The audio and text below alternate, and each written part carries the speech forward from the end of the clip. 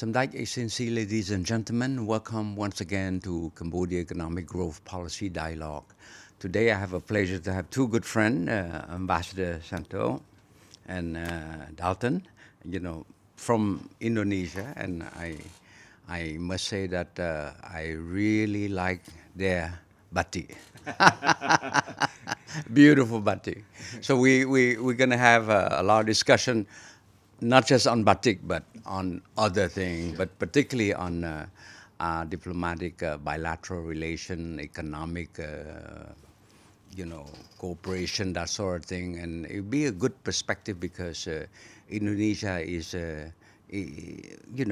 we both member ASEAN, and we work quite a bit together over the years. In fact, going way back to the early 90s when we have the peace process, the role of Indonesia is quite, visible in terms of helping us rebuild the capacity of our official, of our army, of our troops. And since then on, a lot of economic development, and I'm just pleased to have you, my good friend, to join me today for this. It's a dialogue, it's a dialogue. Yeah. Thank you very much, Excellency Sipana. Thank you very much. Thanks for having both of us here. It's a pleasure, and I'm looking forward to having a talk, a chit-chat, an update of the development of the relationship between our two countries, and of course, Dalton. Dalton? Thank you, sir. Thank you for having us. So under the leadership of our ambassador, we have seen such a good improvement between the bilateral trade between both countries. So we'll continue to see more good things going to happen between both countries. Thank you, sir, for inviting us. Well, I think I might as well start with the big thing, which is your 80s, anniversaries of your country thing. Yes. So just a couple of days ago, Indonesia celebrated our 80th anniversary of independence. So it's been 80 years of independence. There's a lot of achievements that we've gained over the years, but of course we've gone through various ups and downs like many other countries, including in Cambodia as well. So we believe that that this is still a work in progress. Both democracy, our economic growth, our human development is still very much a work in progress. And so we're looking forward to working with our neighbors, to working with our partners in the ASEAN region to not only strengthen Indonesia's capacity and economy, but also how to contribute more towards the region and towards our neighbors and our partners in the region. Well, I would say Indonesia is quite, you're the big brother because of the size. Just because we look big, but yeah. But you come a long way because like 2 years ago you applied to join the OECD, so this is great. And BRICS as well. You're a member of G20, which is very, very important for us, a member of ASEAN, because you do represent, you're the only country that are in the G20, right? So from the economic cooperation, from multilateralism perspective, you do help represent ASEAN per se, Of course, in ASEAN, the economies in ASEAN are very different. We've got some which are more stronger compared to others, which we have ones which are more complex compared to others. But of course, as a community, we've been trying to develop, to integrate the economy of the region stronger over the years, and I think we've been successful in many times in doing so. And I think it is a big responsibility for Indonesia to represent the region, but at the same time, we always highlight the fact that the region is not homogeneous, that Indonesia represents Indonesia, but of course some of the concerns, then some of the challenges faced by Indonesia are the similar challenges faced by countries like Cambodia, countries like Malaysia, and all the other countries in the region. I recall, I would say a small anecdote, which is when Cambodia chaired the ASEAN in 2022, then Indonesia is G20. Yes. So you invite us to Bali. Yes. When we got there, the whole plane, right, the Prime Minister, the whole cabinet there, to find out that we arrive at night. Yes. In the morning, I was having breakfast with the foreign minister, Praxicon. Then suddenly one staff came to whisper in his ear, and then he just sprung and disappeared for half an hour, and then came back.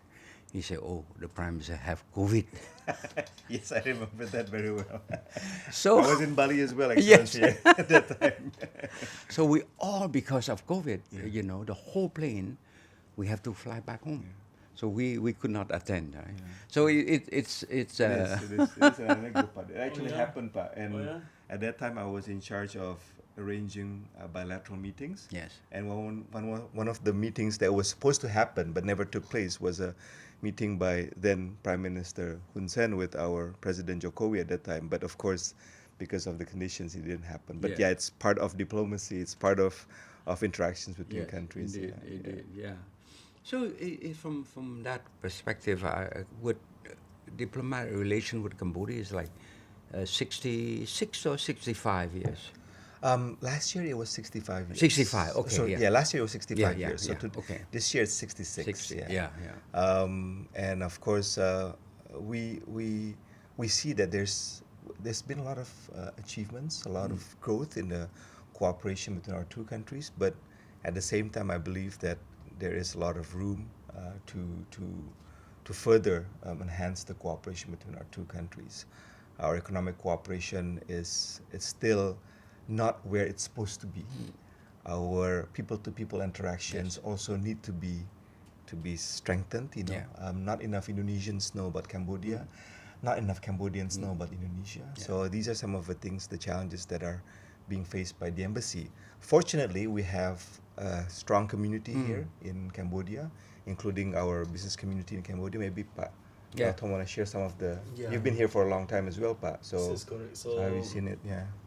Thanks for having me for 16 years now in Cambodia. 16 years, wow. Yes, 16 years, long time.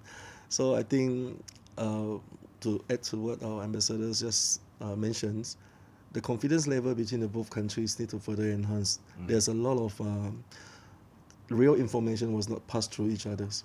Right? I mean, for those people like me, who stay in Cambodia, we love Cambodia. I mean, we love the people here. We know, how to interact with the people here, and we don't see any problem between how Cambodians treat people like us. So for us who are already in this place, we know this is a very good place to be at. So from the Chamber of Commerce perspective, my idea, my intention is also to create more chances for the both countries' business people to meet more often, to interact more often, and at the same time to further enhance what Pak Dubes just mentioned. The real trade now is mostly on the commodities. Okay. Yeah. So, but I believe Commodity, you mean rice? What other commodities? products, Oh, buy and products, sell, okay, tradings. okay. Yeah. But in terms of how Indonesia has been doing with the other countries like Malaysia or Singapore, we can see there's a lot of more in-depth collaborations, right? Like a real partnership kind of collaborations. They put into a business together, they grow the business together, not just trading. This is something that I would like to see more to see some very good opportunity for the both countries to start this dialogue. Our Padu base last year started the Mekong Basin Connect. Yeah. That is actually to see if there's an opportunity for both countries to look into infrastructures, renewable energies. So you start last year? Yes. We did a bilateral forum. Okay. But involving as well stakeholders from other countries. Okay. And we did From it. the Mekong region. Yes. Okay. And we did it within the week. We have the Trade Expo Indonesia week in October last year that we did it. This year we are going to do it again. Okay. And trying to raise awareness about some of the potentials for cooperation, not only in Indonesia but also in the region. Yes. And with that, for example, last year the participation from Cambodia was from the representative from the CDC, which highlighted some of the economic possibilities for Indonesian investors to come here in Cambodia. So these are some of the things that we want to do. On trade, I think we need to step up a bit more, promotion and also connectivity as well. Unfortunately, in the first half of 2025, we're seeing a slight drop in trade cooperation between Indonesia and Cambodia. mostly because of a lowering of Cambodian exports to Indonesia. Okay. So of course, while I am most of the time, both of us we're busy trying to promote Indonesian imports coming to Cambodia, but I think it's also very important for us to try to promote Cambodian exports to Indonesia. Total trade's about what, 1 billion? Yes, it's been 1 billion plus for the last 2 years, and we're hoping this year it could happen as well. Yeah, I would say the global dynamics is also has a lot to do with that. With this year is more the uncertainty behind the U.S. reciprocal tariff. So my view is that we, as a whole, as member ASEAN, we have not been able to really push this intra-ASEAN trade. Yes. So we're still at around 20%, which is quite low for an intra-ASEAN trade, right? But how do we stimulate more in intra-ASEAN trade?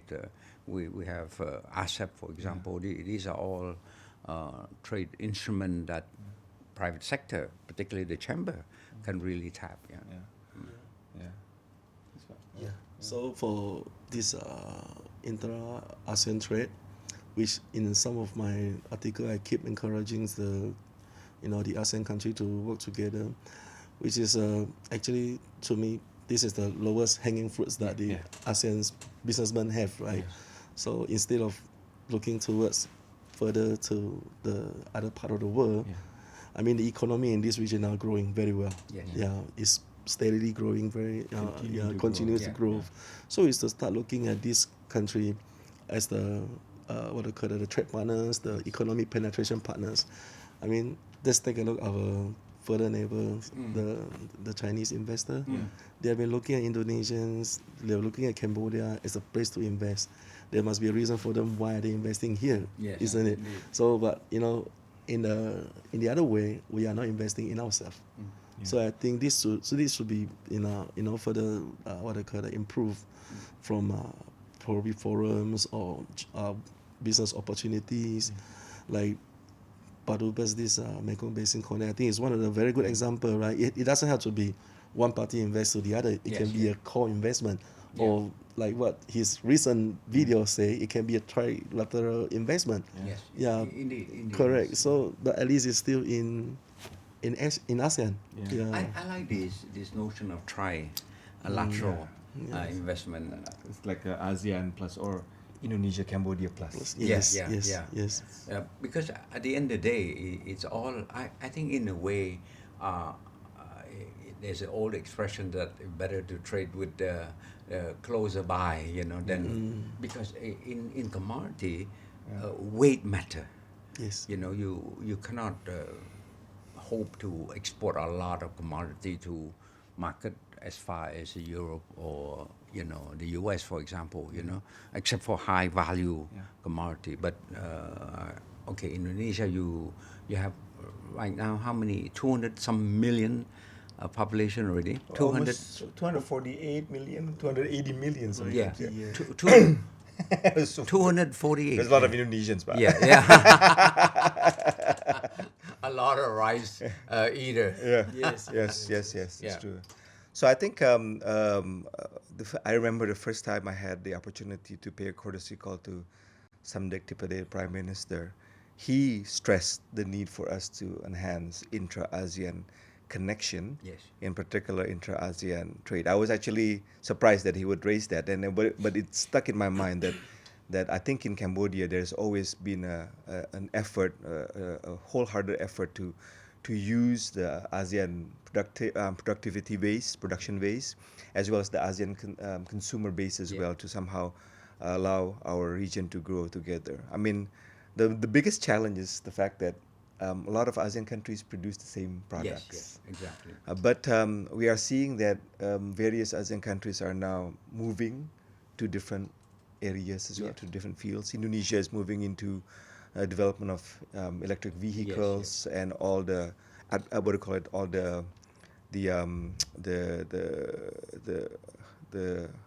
all the industries, all the industries needed for the electronic vehicle industry. I mean, and also I mean, some other countries are moving into manufacturing of Yeah. chips and stuff like that. So we're yeah. moving up the Yeah, value and chain. of course the various countries, you know, Yes, and yeah. with that, I think complementarity among ASEAN countries is becoming more and more Yes. visible in that Yeah. sense. Yeah. So I think when that happens, I think there's going to be more mix match Yes. between the economies of the region. Yeah. So Yeah, looking forward I to that. think from Dalton, you can comment also from the regional supply chain. It's a lot of area that we can hook up. I mean, maybe not 50%, but you can start 10%. You know, to be part of a supply chain, for example, and then over the year you grow. You know, because I think for investment, they always have entry strategy and exit strategy. Yeah. How do we get our Indonesian, our Cambodian, to start entering to this collaboration, to this JV, to understand, okay, if I do a JV with an Indonesian, I will understand more the Indonesian market and vice versa. Yeah. And what make us think that at some point, when Indonesian decide to exit the market, the local cannot take over and vice versa. Okay, so I don't represent anybody. I'm just Sure. sharing this from my own perspective. I always compare the FDI DDI between the two countries, and I believe Indonesia has done a little bit better in this part of the policy. So Indonesia has about 50-50 DDI and FDI, right? So it's almost as equal. So of course, from FDI, everybody has a time of return and a rate of returns. The moment that I hit the rate, then I'm gone, right? Yeah. But because there's a lot of local investor involved, at least half involved, right?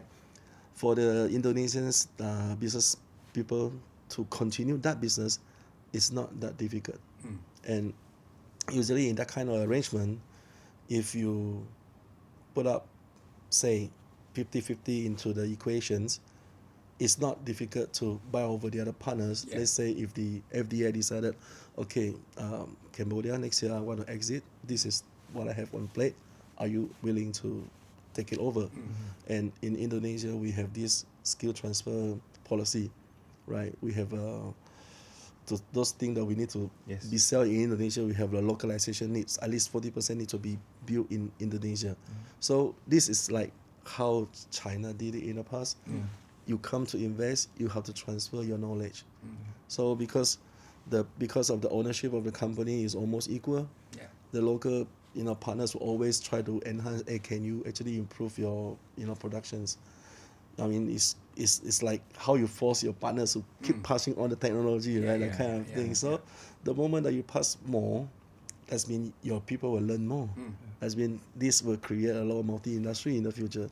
Because in the supply chain to produce, I mean, just look at our microphones here. There's a lot of elements that don't produce by the manufacturing, but it will create a lot of sub-factories that produce the same product for this. So this is something that I think worth noting. For Cambodia, we have a historical distortion, right? From the mere fact that we went through the genocide, then we have the peace process is only like about 30 years ago, right?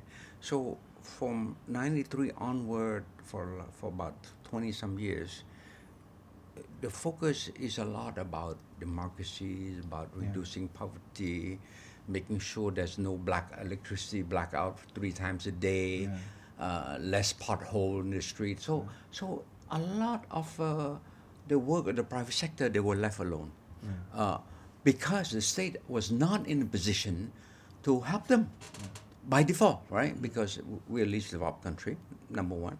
So resource-wise, budget-wise, we don't have much. It is only very recently that the country is stable enough, is secure enough that we can start focusing on value-adding our commodity. And the cashew is a good example. Rice is a good example. But for years, the private sector, the Rice Federation, I was the one who kickstarted the rice policy, right? In 2010, when we started the rice policy, we export only 15,000 tons. 15,000 tons, nothing. But now, fast forward 15 years later, we're about 700 or 800,000 tons, right? Yes. It's still a long time, right? So it means that now we have the opportunity to focus more on the value addition. And I think this is where Indonesia could step in also, because you have much more mature industry in the past. You have more industry with the right know-how, the right technology, the right standard, which you can easily come and tap our commodity, if only to serve your market. I think we have to make one thing sure. Just that I would like to highlight the various achievements and progress that has happened here in Cambodia. I remember coming here first in 2012, and then later on in 2023 I came back, and after 11 years, Phnom Penh was a very different city compared to what it was 11 years before. I know Pa Dalton's been here for the longest time, but he sees this every day, so he probably doesn't realize. He didn't realize the changes that is happening. But for somebody who didn't see Cambodia for 11 years and came back again, the various amount of progress that has happened is fantastic. And of course, this is due to the resilience of the Cambodian people, and of course the leadership of the government and of course the leaders. Now I think when it comes to sharing, when it comes to working together with Indonesia, I think there are various things that Indonesia can share with Cambodia, because we went through a similar process. In Indonesia, we went through a similar process, and it took us through a up and down journey as well. And so these are some of the things that we're more than happy to share with the Cambodian businesses, Cambodian government agencies working in the economic sector. And but like I said, like Pa Dalton is always saying as well, there's just not enough business-to-business interactions between Indonesia and Cambodia. And I think this we need to work harder. And we realize we have to work harder. But at the government level, we're feeling a lot of love from the Cambodian government, and of course the Indonesian government also give a lot of love to the Cambodian government. So the G2G is doing well.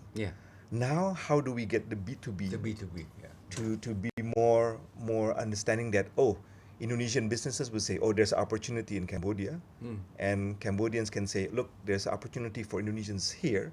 At the same time, we also more than happy to engage in businesses in Cambodia, in Indonesia as well. Right. Pak Dalton, any comment? Okay, so to be honest, I have a photo that I took on my first trip to Cambodia in 2009 of the Diamond Island. Nothing there. There's nothing there. So occasionally I would just take it out and take a look. You see, what's the difference now? Exactly. So I mean, go back to what Pa Dubes was saying earlier, the business interactions. Yes, so this is something that we actually need to enhance. Try to arrange. We will try to accommodate more activities, but of course with the Cambodia Chamber of Commerce, see if we can actually do more activity between Cambodian business people and Indonesian business people. I think. Sorry. Go ahead. But Pa Dalton was saying with regards to the fact that a lot of Indonesians invest in Indonesia, that has not made it easy for me to try to lure them to go out. Because they're so comfortable investing in the Indonesian economy.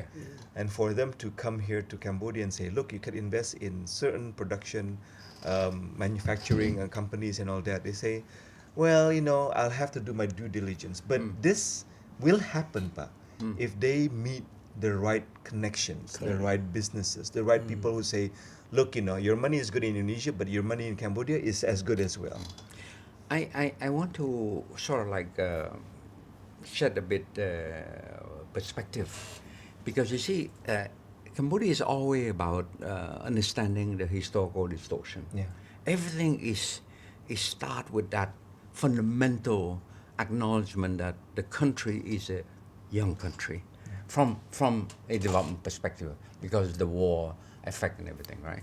So people who after the war who enter to business were all business by happenstance. Not graduate from Wharton, not from University of Sydney in business, MBA, no. None of them. Self-made people. And by default, they are not comfortable dealing with external for language barrier purpose, okay? So So they're very much introvert. And, so they did okay on their own because the market is a capture market, right? There's not much competition outside. The country is opening up. But most of them were very comfortable dealing in their own cocoon. That explains why you are not able to have a lot of good interaction with the older business people. Now, what I see in the last 4 or 5 years is a big generational change, as much as a government generational change from the old leader to the young cabinet member. It's the same thing here. What you see is that many of the Cambodian business, when they make some money, they send their kid to study abroad. And then they come back. 10 years later, they came back with a degree, with some knowledge, new ideas. with some exposure, new idea. So this would be more your target. Dealing with a young, open mind, business people who want to do the right thing.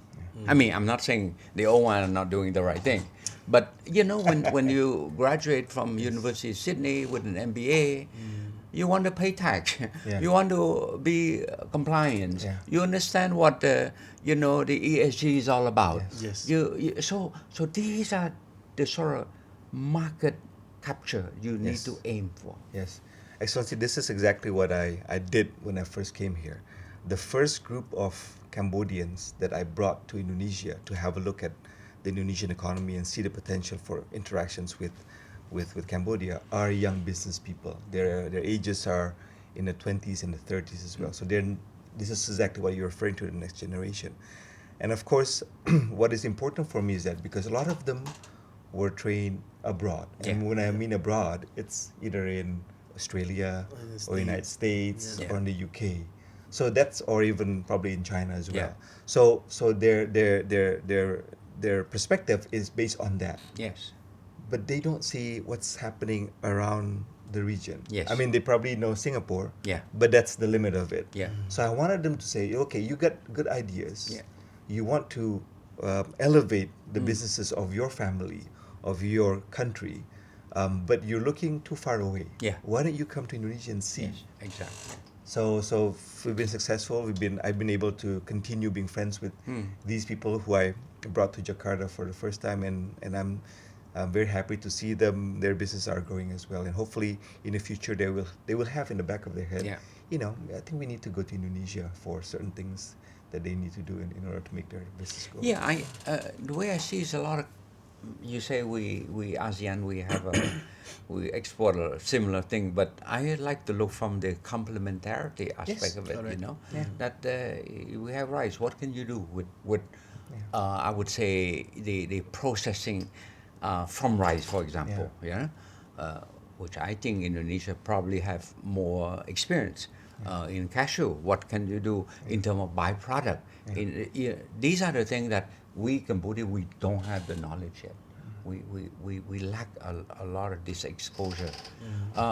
From the money perspective, we have, but it's exposure to how can I make cashew brandy. Yes. In Indonesia, we actually have produced cashew wine. Okay. So that sort of thing, you throw away all the cashew apple when with the right technology, with the right understanding, you can process into some good byproduct, for example. So I think we and Cambodia, we happen to have a lot of this commodity, whether it's rice, cashew, cassava, rubber, you name it, because we have a lot of land. Durian. I have not think of how you process a byproduct of durian yet. Ice cream. Ice cream. Sorbet. Sorbet. Wow, I haven't thought about that. So I think there's we've been trying to get Indonesian companies, Indonesian businesses to look into Cambodia. The first and most difficult challenge is for them to look beyond Cambodia as a market, because they would say, if I invest in Cambodia, what's the size of the market? But I think what's most important is the fact that they should come here, set up businesses here, Yeah. develop with the Cambodians using their natural resources here, Yes. but for the Chinese market. Correct. Yeah. Yes, I've thought the same thing. That's true. Yeah, That's because true. we have these ASEAN free trade Yeah. agreements, right? So if you think that it is too heavy to produce everything in Cambodia, you can send in CKD Yeah. or SKD, right? The final assembly here, or some packaging, or just make a point that this place will be a final export for somewhere else. Yeah. To export from Cambodia to China or to even Japan, I think this is the cheapest Yeah. place to go, right? For me, Indonesia is expensive. Yeah. But the thing that we need to solve is between Indonesia and Cambodia, the logistic. Yeah. So a lot of countries' logistic cost has recovered since COVID. Yeah. Cambodia has not yet.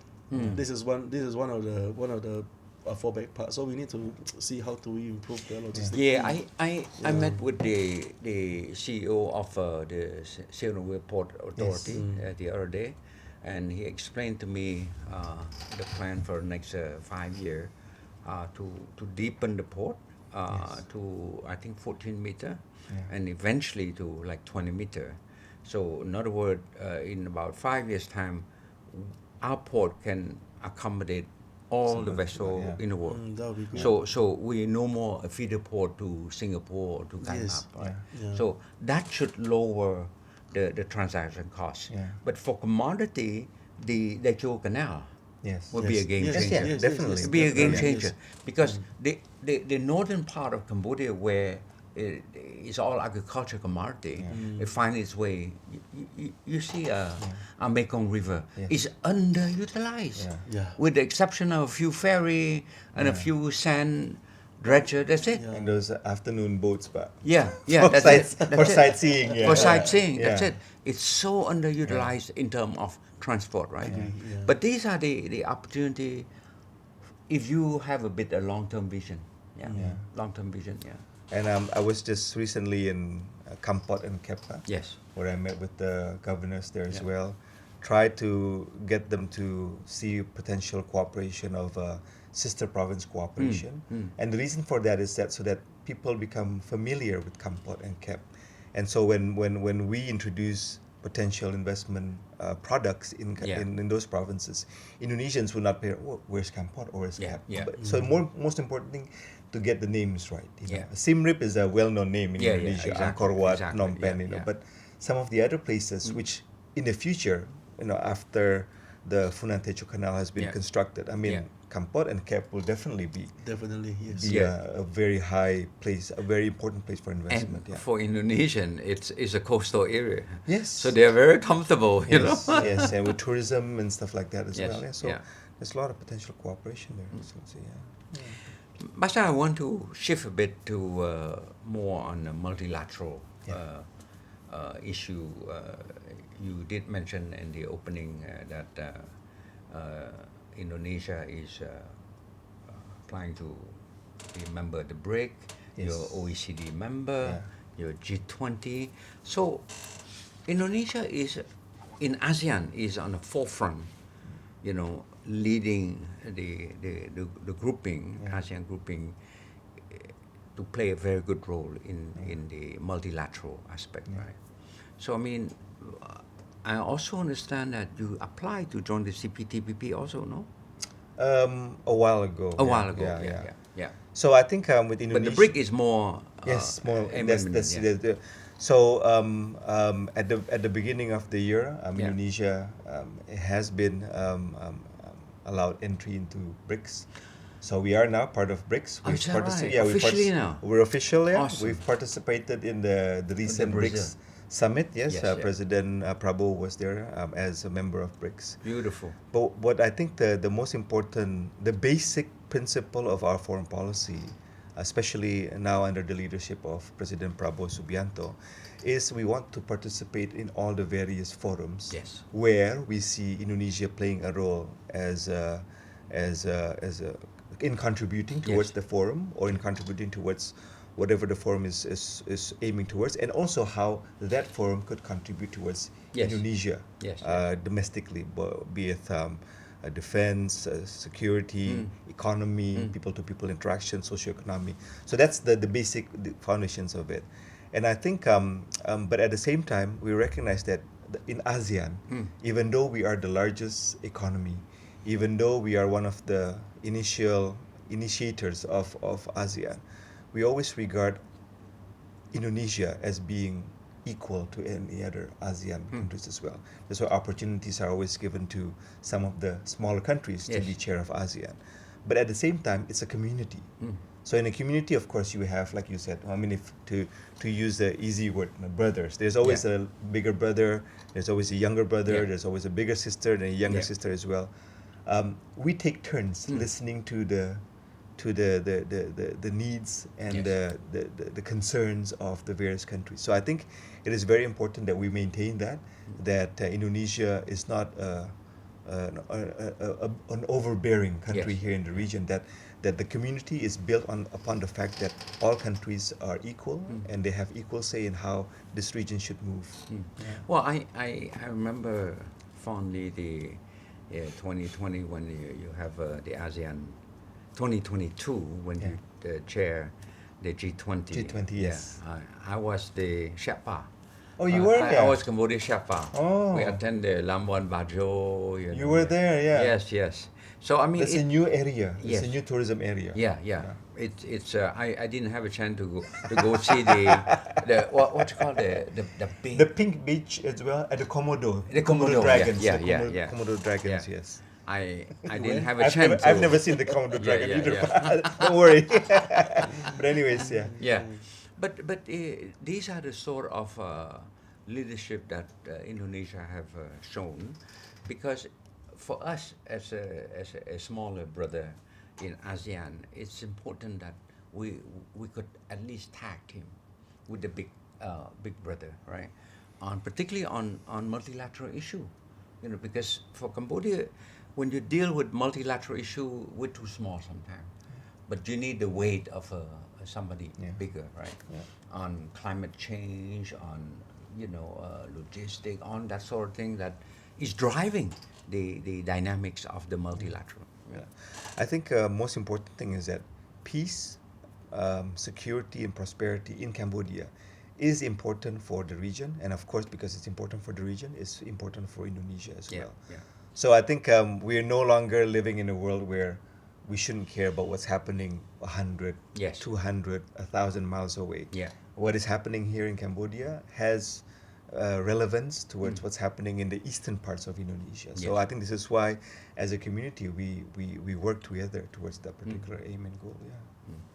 Dalton, anything on from the business perspective? ASEAN in particular. ASEAN, so I agree with what Padubes mentioned earlier. Whatever matters to whatever happens to our neighbor is just as good as whatever happens, in the for the east or for the west. So we need to put that into our, be more attentive to this region. We have a lot of occasions where the ASEAN businesses get together. Like for example, during ASEAN, there's usually the ASEAN Business Summit as well, right? Correct. Yes. But how do we go beyond just meeting up and then saying hi and all that to actually doing more concrete work? And how do we involve some of those who were not at the summit to be more active and all that? And of course, you said the young generations. I think this is the key part. Cambodian and Indonesian young generations is the key. Because I think I've been covering ASEAN quite for many years, and the one recurrent comment that I hear is that they consider that ASEAN is an elitist group, and the leader, government officials, official, foreign minister, trade big minister, businesses as well, the big guy, the big boys, and all in a big hotel, fancy resort, that sort of thing. But it doesn't filter to the lower part. But I always tell the journalists also that you guys have to cover more the practical aspect of the ASEAN side, because of course you need to have a photo of the leader, photo of foreign minister. It's fine because you're a journalist, you have to sell news. But there's a lot of news that are below. Say for example on trade facilitation, how many journalists would slave to dig, okay, how do we trade more, how do the custom we can clear in less than 6 hours. That sort of thing matter. Because, you know, I wrote a book on ASEP. And I would say it's very boring, okay? Because It can be boring. Boss. It's very boring. If you were the one who wrote the Yeah, book, of it can be course. boring. It is boring. But when you look at the detail, if only somebody would take the time to explain the business practical dimension, you will see a lot of benefit. Yeah. But again, you know, journalists love to cover the macro, but they don't like to cover the micro. So I say, for example, how do we stimulate business, right? That in terms of agriculture product, for example, fresh produce, that in ASEAN now, in the ASEP, you have a 6-hour perishable item, right? That the custom will need to clear in less than 6 hours. Right? It's there. It's stuck somewhere, that provision in that thick document. But how many people knows? So that's why I think the role of journalism is also very important. That whenever I attend a conference, I always stress that the Ministry of Commerce, Ministry of Industry, they should have more program, more awareness to say, okay, we signed this agreement, we signed this FTA, we signed this regional free trade agreement, right? Beside the fanfare, the photo The section, ceremony. there's a lot of detail that benefit the private sector. Yeah. I think also, Pa, with regards to information and how information flows between Indonesia and Cambodia, we see a lot of information not going directly. Yeah. Meaning that, for example, people read about Cambodia in Indonesia based on news media reporting, that is based on reports made by Western media. Yes. So of course the angle, the perspective towards Cambodia is already Yeah. a skewed perspective. It's a perspective of certain other countries. When people ask me about Indonesia, they're concerned about the issues of terrorism in Indonesia. And I was thinking, why would a Cambodian think about terrorism about Indonesia? Oh, and I realized it's because they've been reading Western media's interpretation of what Indonesia is, which is a country that is very much suffering from terrorism. So I think there needs to be stronger direct interactions. yeah. Our own narrative. Yes. Yeah. Indonesia's own narrative of Cambodia and Cambodia's own narrative of what Indonesia and what have you, and all that. Yeah. So I think occasions like this, it's Yeah. it's good. Hopefully, Indonesians would pick up because it's in English. Hopefully, they will and get to meet the very popular Excellency Soksipana here. No, I want to say that many of tourists, many who come here as tourists, end up being investor. Yeah. Many of them are happenstance. They say, wait a minute, there's an opportunity here. But if they would have come as investor, they wouldn't come. In the first place. In the first place. They were getting all this Yes, information. exactly. Yeah. So it's quite a. I think it requires certain paradigm shift in terms of crafting our own narrative. Like you come to Phnom Penh, you don't realize that this is a country that 30 years ago emerged from a civil war. It's very difficult to explain to them. But then when they come and say, well, it's a normal country as far as I'm concerned. No. Whenever Indonesians come here, they're always surprised by how. No, even that, sir. So a couple of years ago, I do a business forum in Jakarta. Yeah. So I brought some delegates from Cambodia. That is before your time, right? Yeah. So we showed the videos on this how Cambodian city looks like, Phnom Penh city, how that look like. A lot of people got in shock. This is Phnom Penh? It's like the very genuine reaction. This is Phnom Penh? This is not made up video, right? Because unfortunately, the Cambodia that a lot of Indonesians know is what they read from the history books. Yes. About of course, our exactly and Indonesia's role in the peace process and all that. So that's what makes it into the books. And then, but after that, as we grew up, we don't hear enough news from Cambodia, particularly. So the embassy is trying to do our best in releasing Yeah. information about what it is to be living in Cambodia, our social media as well, because social Yeah. media these days Yeah. is sometimes even more advanced than Oh, yeah. the traditional media. But so that one we have to do as well. You know, I think in terms of narrative stuck from the previous, I would say, narrative writer. Yeah. I recall for many years with the U.S. right, U.S. because you have like Senator McCain, for example. Yeah. He's a Vietnam War veteran. Yeah. He was. I think his plane was shut down, Yeah. and he was in a prison In Hanoi, I in think. Hanoi, the Hanoi Hotel. Yeah, I think so. If I'm not mistaken, yeah. So basically, his generation, for years, they've been talking about Cambodia in the context of Vietnam War. Yeah. Well, he passed away a few years ago, and many of his colleagues about the same age either passed away or getting old or retired. So you don't hear that narrative anymore. It's very interesting. You don't hear the narrative of the Vietnam War anymore. Oh, okay. Yeah, yeah. So we talk to American. Yeah, I mean, it's about other things, but Yeah. not Not much that, yeah. mention of the Vietnam era. Yeah. So again, you see, it's all about how people hear about the narrative, right? I think that Cambodia now we have to craft our own narrative, because it's a Western-centric narrative. It serves a certain agenda, but ultimately, we ASEAN, we Asian, we have to have our own agenda. What's a good thing about Indonesia? What can we do together? What's a good thing of Cambodia? How can we interact? That sort of thing.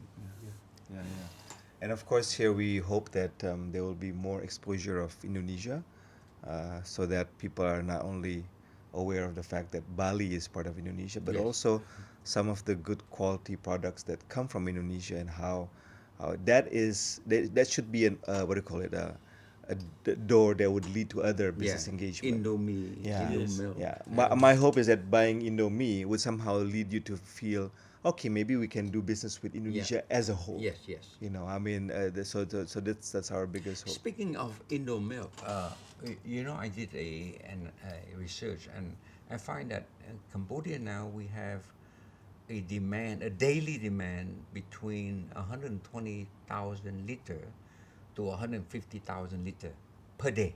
Yeah, of milk. And of milk. Yeah. And there's only 4 cow, grower In Cambodia. in Cambodia that produce milk, Yeah. right? Only 4, right? And these 4 maximum, they could only produce 20,000 liter, 20,000. So there is a gap, a local demand of 100,000 liter per day. So I think these are a sort of opportunity that it's very micro opportunity, but it is an It's opportunity. significant.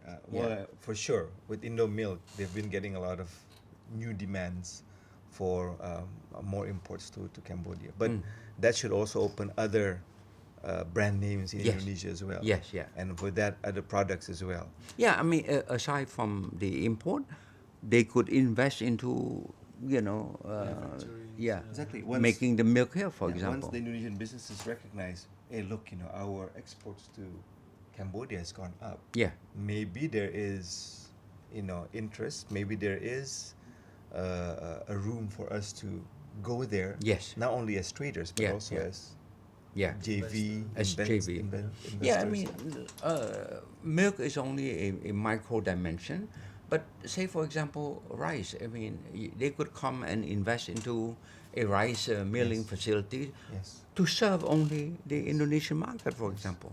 And there's other example. There's also services. Actually. Yes, service. Over You're the right. years, I'm seeing more and more Indonesian teachers coming here and teaching, not teaching Bahasa Indonesia. Yeah, yeah. I mean, they're teaching English. Yeah. They're teaching sciences and all that. So there's room for services as well, and the telecom industry as well, and various things. Yeah. Professionals are coming in.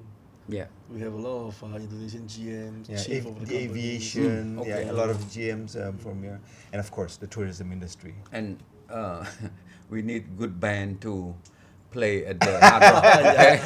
There used to be an Indonesian band playing at Hard one Rock. of the Hard Yeah, Rock, yeah, but yeah. I think not anymore. Yeah. Okay.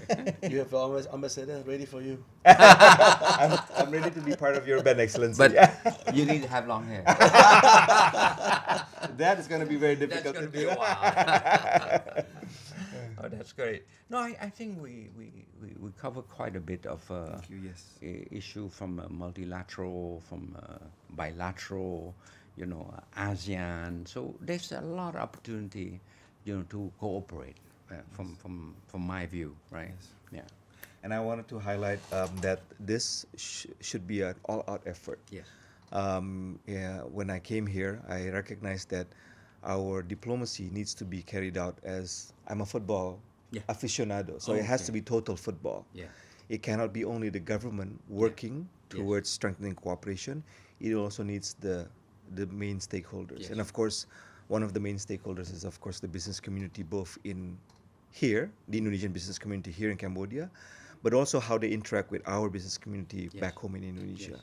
And of course, we're hoping that the same could be carried out as well on the Cambodian side. That it's not only government to government, but also business to business, students to student, university to university, media to media as well. Yes. So total football, total diplomacy in that sense. Total diplomacy. So yeah, that's what I hope. Yeah. I think, again, from a historical perspective, I cannot help but, every time I talk is to throw that background.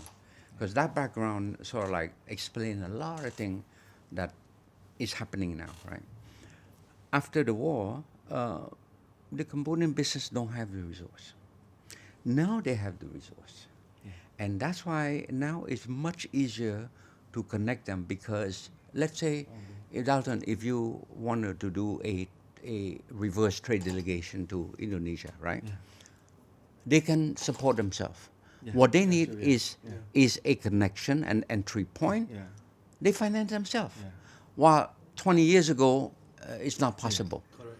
So this is where I think that they have the knowledge, in a sense, if they are young, returning graduate from abroad, their parents happen to have the resource now. I mean, the last 5 or 10 years, there's a big boom of real estate. So it's a lot of saving accumulate. It's quite clear. A lot of initial endowment from their parent, right? So from that perspective, what the Cambodian need is opportunity, knowledge of technology, processes, and then you combine the two. So Indonesia could be the process technology provider, the experience, and then finance it, you don't have to worry about it because they can self-finance. So from a Chamber of Commerce perspective, sir, we are ready to connect. So, like, we and Ambassador, we always discuss how to make things more productive, more efficient. I think we need to be very selective on who to bring to, not selective on whatever industry, right? Yeah. It has to be a very focus on, okay, what do you want? A group of people are going to come and see you. They are from the related business or related industry that you want to talk about. Yeah. I'm more than happy to do all this kind of thing. Yeah. And in fact, I've been doing quite a lot private trips, bringing some private business people to match it up our business together. Yeah. So this is something that I hope in the future we can make it more frequent, bigger, and hopefully to this dialogue, more people will be aware of Indochem, and feel free to approach us. Then we can actually do some arrangement. Yeah. Because Because now we all know that we have a very young in age, right? Cabinet. So they're very business savvy. They understand the Western way of doing business.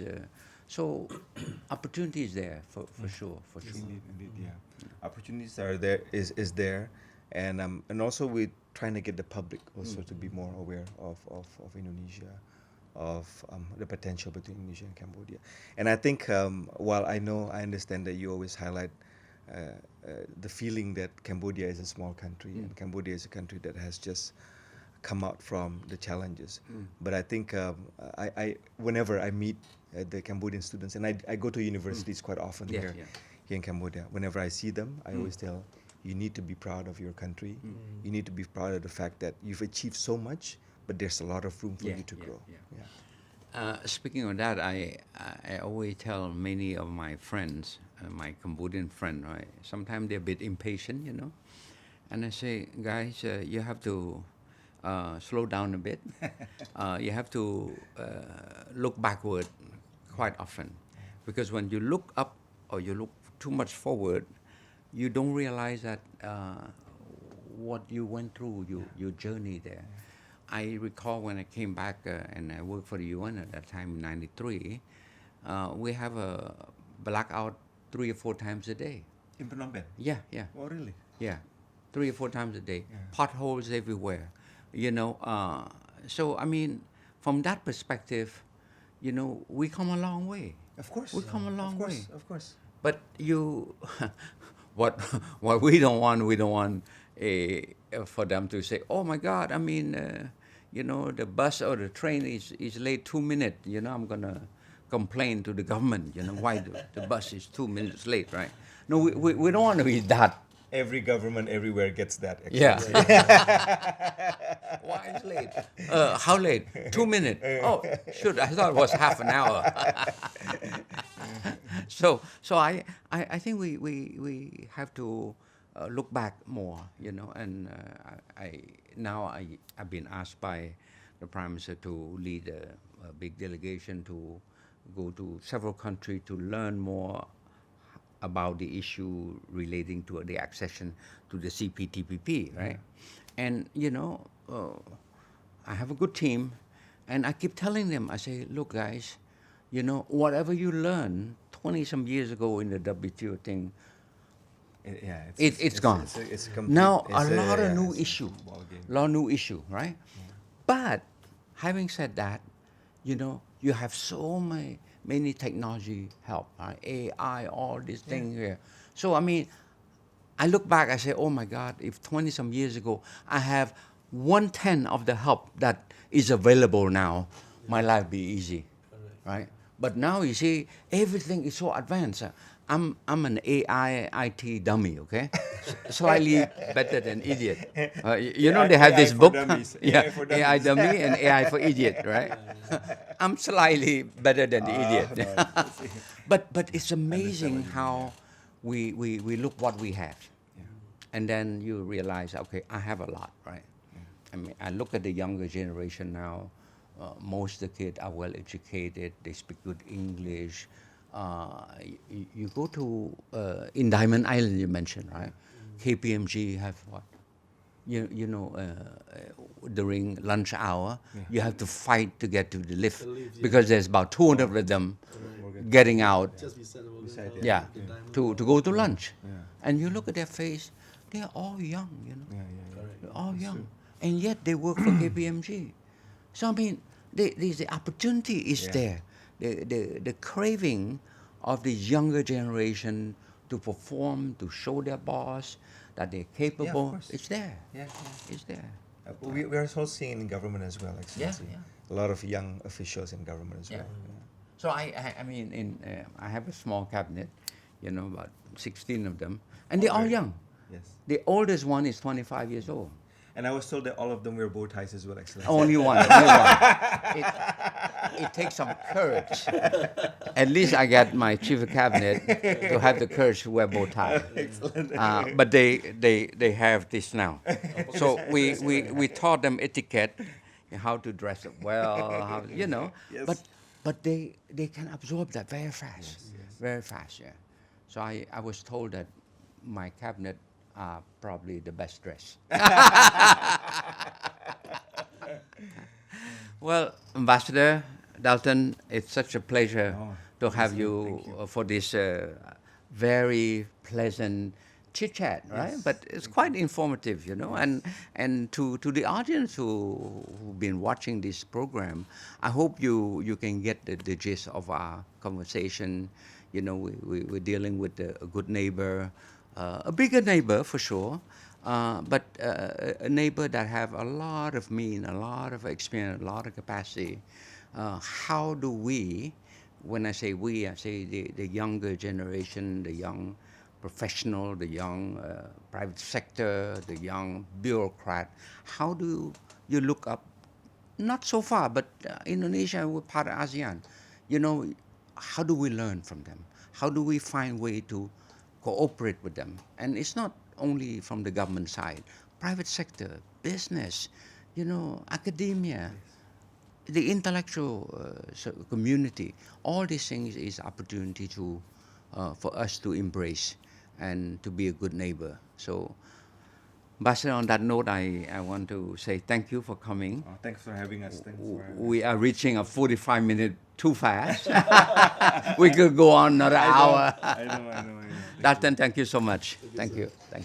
Yeah, Ambassador, thank you so much. you very much. Thank you. Well, I hope to see you next time. Goodbye.